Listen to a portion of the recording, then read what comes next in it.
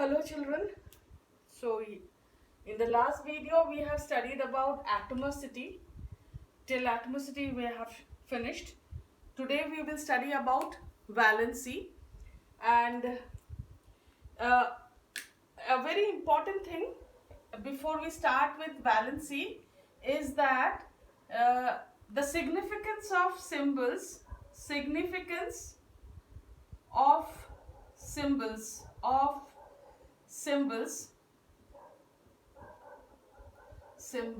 is, it gives us the first point, it gives the name of the element, and then it gives the atomicity or number of atoms. You can find out from the symbols number of atoms, and number 3 you can find out what is the atomic mass in grams, or which is equal to atomic weight, or you can say relative atomic mass is equal to atomic weight. This from the last lesson we have studied this much. The significance of symbols, it's done. Now we will study about valency, and the first thing that we learn about valency is definitions. Valency, the very old definition, the age-old definition of valency is combining capacity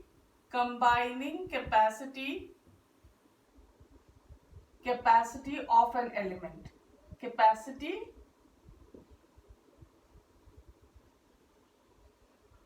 of an element. This is this is number one definition of valency. Another valency is that number of hydrogen atom or double the oxygen atom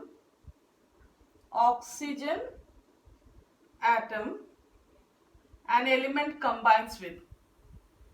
It combines with.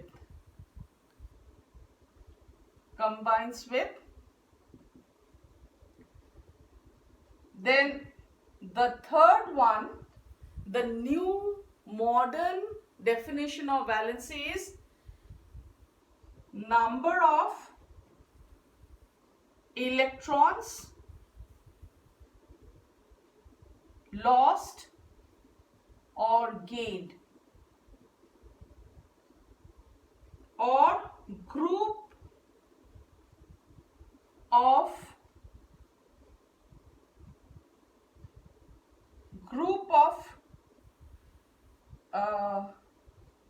compound lost or gained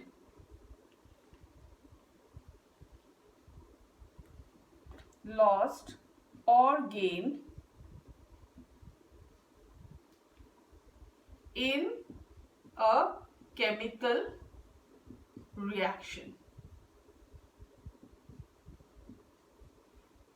or in a chemical combination, whatever you say.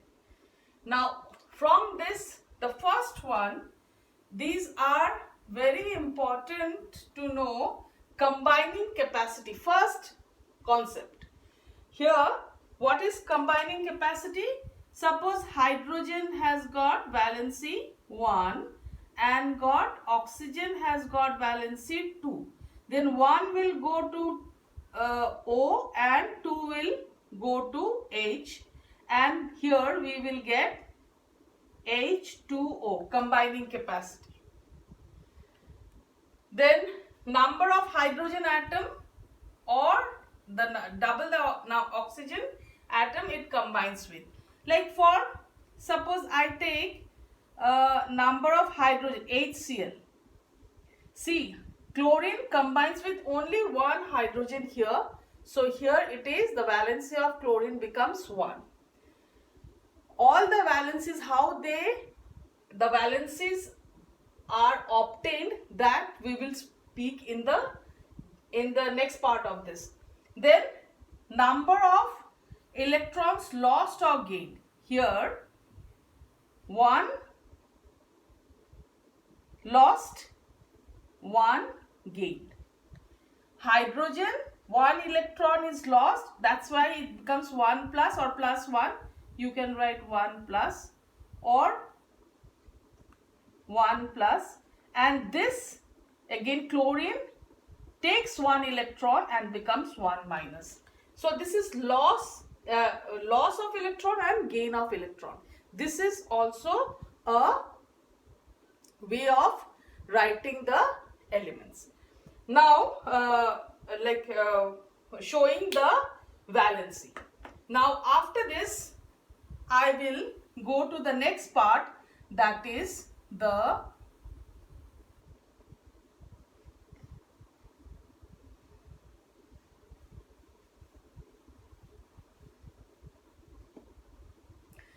part where we will study about this valence shells. Now first, atomic structure. I'll give you a very short form of the atomic structure, which is very important at this point, because after this what will happen is atomic structure will not be will be taught in the lesson atomic structure in a much broader way at length. So atomic structure, what is atomic structure? Atomic structure. Here, that's why I have written all the atomic numbers here. Atomic structure. The structure of an atom, it is said that structure of an atom is spherical in shape. It is spherical in shape, and it has got a nucleus inside. Now this nucleus is the atom is divided into small subparticles. Now these subparticles are protons,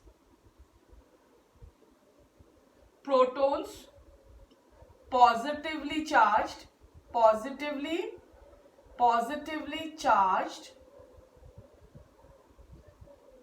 then comes neutrons,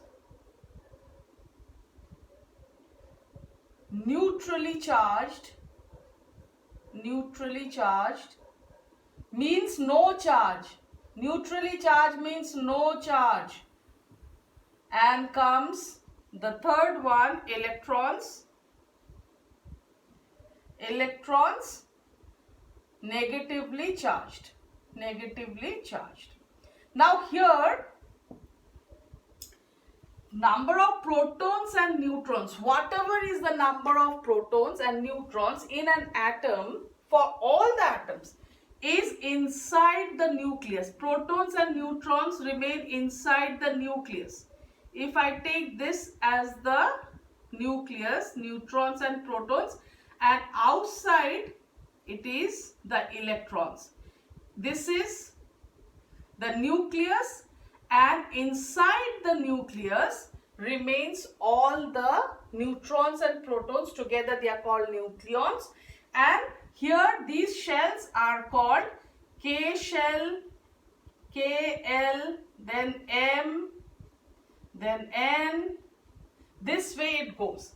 Now, number of protons positively charged, electrons negatively charged. Number of protons is equal to number of electrons.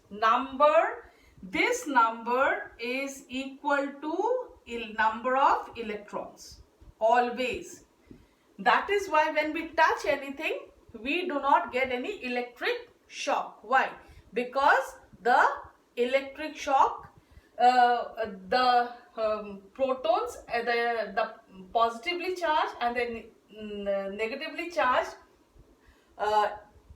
particles are equal, so they neutralize and nullify each other and the substance become neutrally charged, so no charge. So that's why any matter that we touch, we don't get electrocuted. That is the reason. So here this number of electrons, which is equal to number of protons. Number of protons is atomic number. Atomic number is number of protons, correct? And number of protons is equal to number of electrons. So from the atomic number we can find out the number of electrons. Now these electrons, where will they go? They should go to some place in the atom. So there are these electrons are distributed in the shells. Suppose I take this as the, if this is the structure, this is the nucleus and these are the structures. See, if you do it this way, K, L, M, first shell is K. First shell is K, K is 1, L is 2, L, M is 3, K, L, M, N is 4. Like this is it goes on. But the first shell is called the K shell. Now, how do we put the electrons? The electrons, whatever may be the number of electrons, which is equal to the number of protons, how will you distribute? There is a process, and that process is a formula which is called 2n square, where n is the number of shell. First shell is K is 1. So when you put 2 into 1 square, you get 2. That means the first shell can have only 2 electrons. And then the next shell will have how many? 2 square into 2 will have 4, 4 2s are 8. Third one will have 2 into 3 square is 18. Then the fourth one will be 4 4s are 16, 16 2s are 32. So this way, first shell can have, K can have how many electrons? This is K. Maximum electrons K can have is 2 electrons. The second shell can have 8 electrons or less than 8 electrons, and third shell can have 18 electrons or less than 18 electrons. Fourth shell can have 32 electrons or more than 32 electrons. But it cannot have more than what is given in this data. Now what happens is, when suppose an element here, I have to rub this part, so note it down or you try to understand whatever. Here, when suppose I take hydrogen. What is hydrogen? Here hydrogen is hydrogen has got only one proton, so electron in the K shell is only one. One electron. One electron.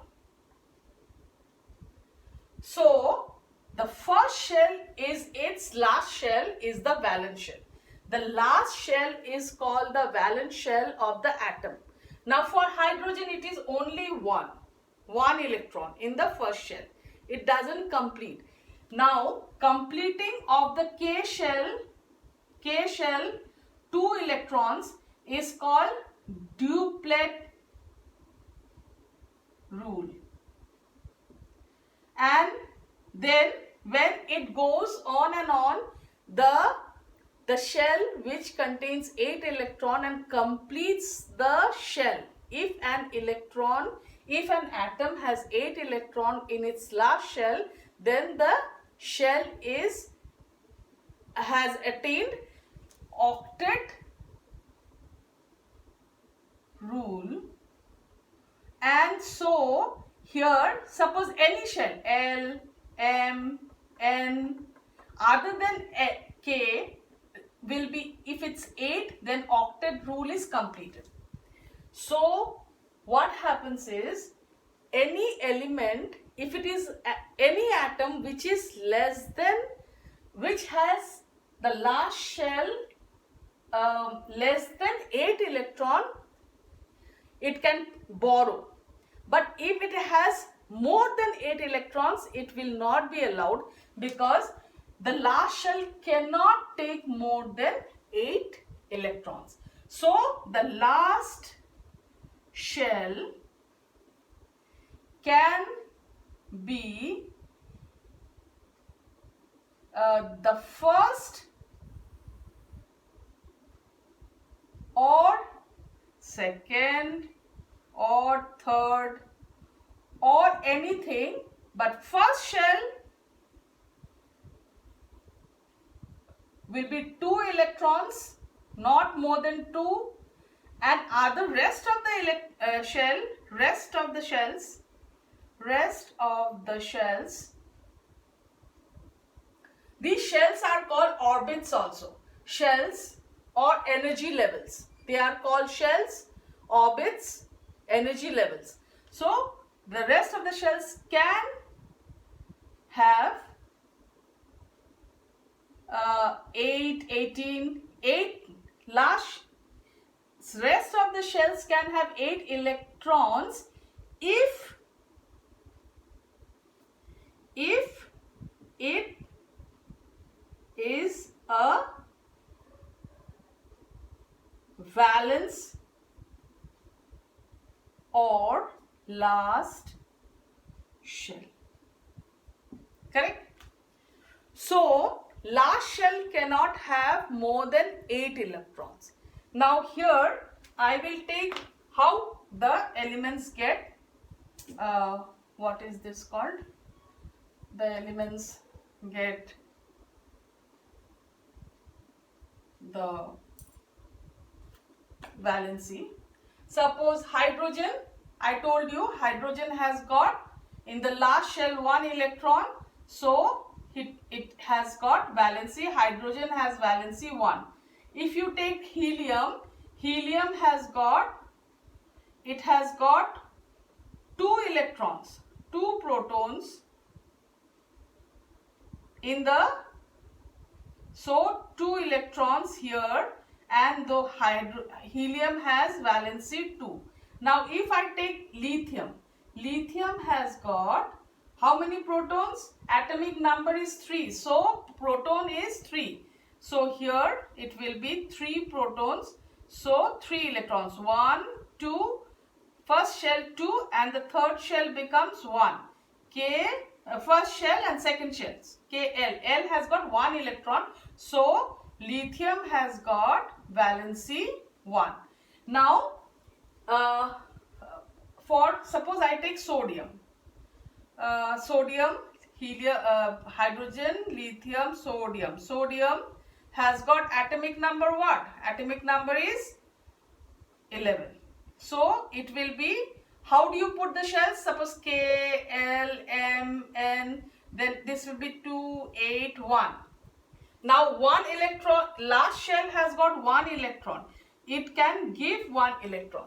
Again I repeat, valence shell is not the number of, it is not the valency. Valence shell, electrons in the valence shell decides the valency. It tells you how the valency can be obtained, but that is not the number, that is not the valency.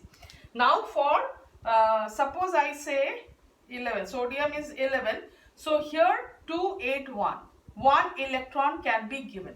Sodium is a metal. First thing, see, when we say it has got, sodium has got valency, sodium will have a valency 1. How? First question that comes. It's because sodium is an atom, is a metal, and it has 1 electron in the last shell. That 1 electron can be given out. It can, sodium will give that electron and it will become a 1 plus. This plus sign comes because sodium is giving one negative charge. See, when I say number of protons is equal to number of electrons, means what? If sodium has atomic number 11, that means what? Proton is 11, proton equal to 11 and electron equal to 11. That means it's a pair, 1, 1, 1, 1. If one electron is given away, one electron is given away, so one proton remains, that is one positive charge remains, and so this becomes 1 plus. So this way we find out the valency. So what is valence shell? The last shell is the valence shell. The number of electrons present in the valence shell decides the valency. It is not the valency. And I say this because for 1, 2, 3, when the valence shell has electrons 1, 2, 3, then the valency remains 1, 2, 3 only. But and for 4 also it's correct. But when it comes to 5, what will you do? At that time we have to think how to get the valency. So that we will study in the this part. Now here a very important thing that we will study is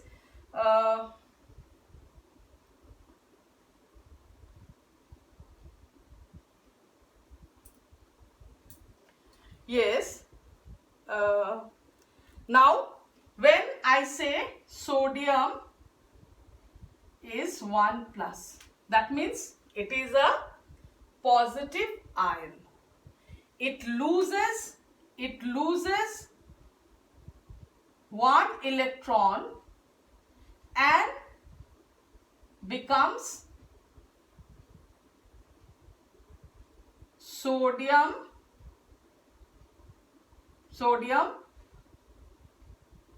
a positive ion. Now the metals, first group of the periodic table and second group of the periodic table, these are all what? These are all the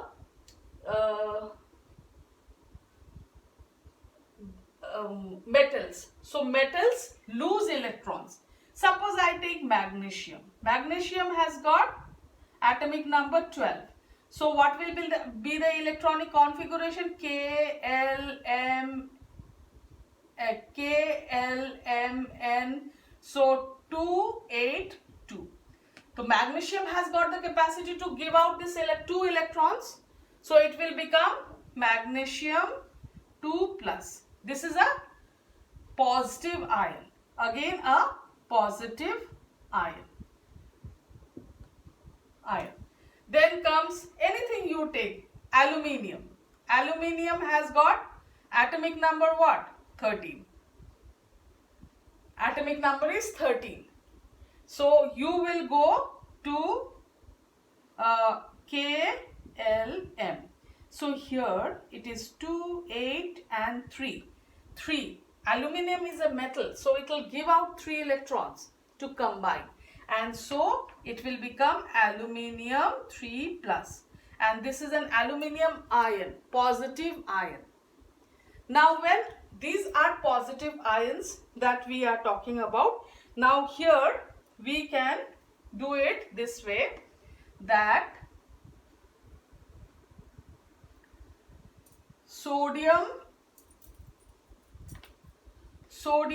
I'm showing you the way it's given in the textbook. That is also a very nice way.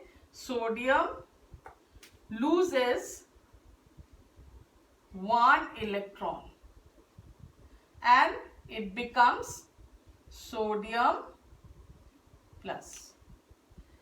Then minus sign. Then magnesium loses, this is 2 electrons and it becomes magnesium 2 plus. 2 positive ion or 2 electrons. 2 electrons lost. So 2 protons present, 2 plus. Then comes aluminium, I said, it loses 3 electrons and becomes aluminium 3 plus. This is, you say, monoatomic, or this is then diatomic ion and triatomic ion. These things can be studied. Then comes, sorry, not monoatomic, it is monovalent. Monovalent, divalent and trivalent. Sorry. This is done. Then comes the next one. It is the number of, now here these are all positive ions. Positive ions are called cations, Why cations? Because they go to cathode, cations. Why? Because they are positive ions. So when electrolysis is done, there are 2 electrodes, the positive electrode and the negative electrode. Cation is a negative electrode. So cathode is a negative electrode, cathode is a negative electrode, and all the positive ions, all positive ions go to cathode.